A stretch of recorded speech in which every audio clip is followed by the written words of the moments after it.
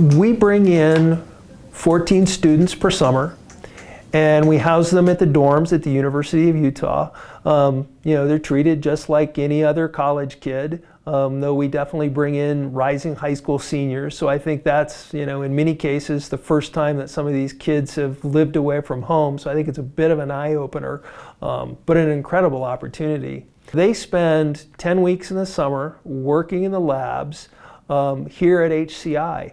They generally, spend 40 hours a week with test tubes and beakers and tissue culture cells. Some people do work that's purely computational.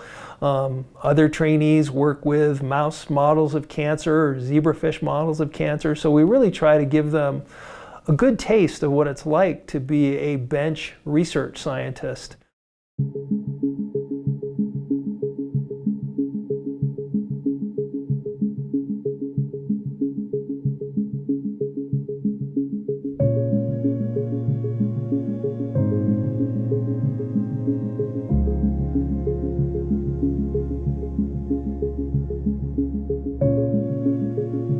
So I moved to America in 2015, like many other refugees in my country. I'm from Afghanistan, so the lack of access to medical doctors, it's really hard. So you have people actually moving to different countries, neighboring countries, such as India, to actually find doctors who can help you, fix your medical problems. It's literally. Oh, no, it's good. Well, wait a second.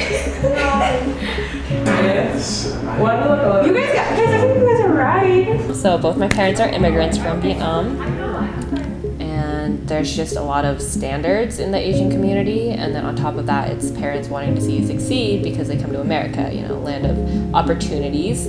So I've been trying to deal with that battle of succeeding in that traditional sense, and then my own success. So all my cousins are either PAs, nursing school, engineers. My sister is in PA school here, and so pursuing this has been new and challenging, but I'm glad I'm able to also combine the scientific aspect.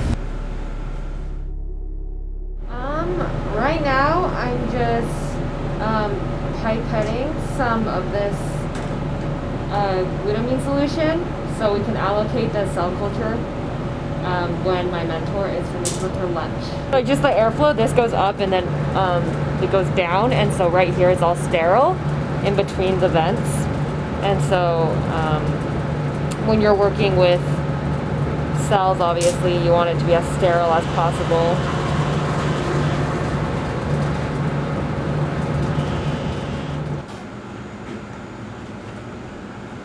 So these, For the BCL7. yeah, so that's correct and that's correct. What is that? Oh, yeah. I put their test tubes here. You can probably label. So I'm a Chicana. I was born here. My parents are from Mexico. We have a mixed status household, and so it's kind of weird navigating the system. Luckily I'm a citizen, and I know it's a great privilege, so that aids and benefit. Okay. And the other one was 7. Stay down, pull the string, tighten it. Okay, just put them down. Just put them down right here. Yeah, you put them down.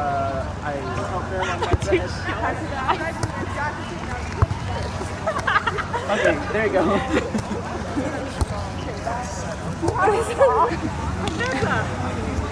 He's gonna do it. No, why? Do you guys need help? Nice! Nice, Riley. Keep it going. Keep it going. 1 out.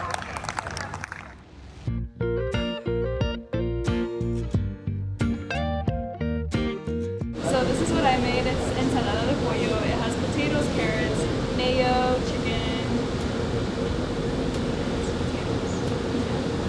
It's 5 ingredients that I forgot, but it's so good. It goes with the tostada, so if you guys want So I also brought chutney. You guys know what that is? So it's just basically it's just like the sauce, like tomato sauce. Oh, I brought biomedicals. It's just plantains with beans in the inside and you put like sugar on top if you want.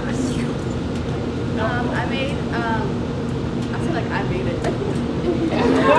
Let me be real, my mom made it. It's like sweet donuts, kind of. Oh, that's all in one. Like my twin looks more like her, and then we look alike. Try this. It tastes really good. It tastes better hot with milk than sugar. I drink it a lot during the winter time. It's like Especially if you're like black in America, especially black in Utah, you have a lot of like roadblocks. Like I know I face my stereotypes. Oh, I know I face my like what was it? My fair share of roadblocks that I've like encountered, like basic ones. Like I've been racially profiled in a store. It sucked, but yeah. But like going on, like I really want to set an example for people that are like me, like queer, black, female, biologically female. But yeah, I just really want to set that path. You know, part of why I'm doing this is to provide opportunities I wish I had.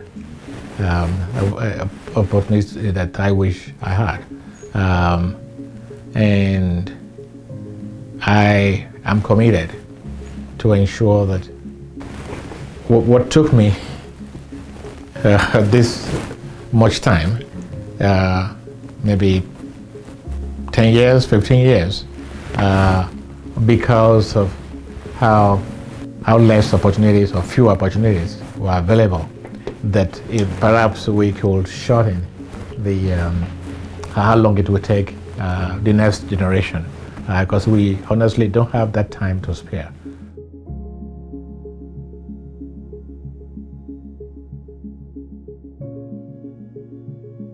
Thank you so much for participating in this program over the summer.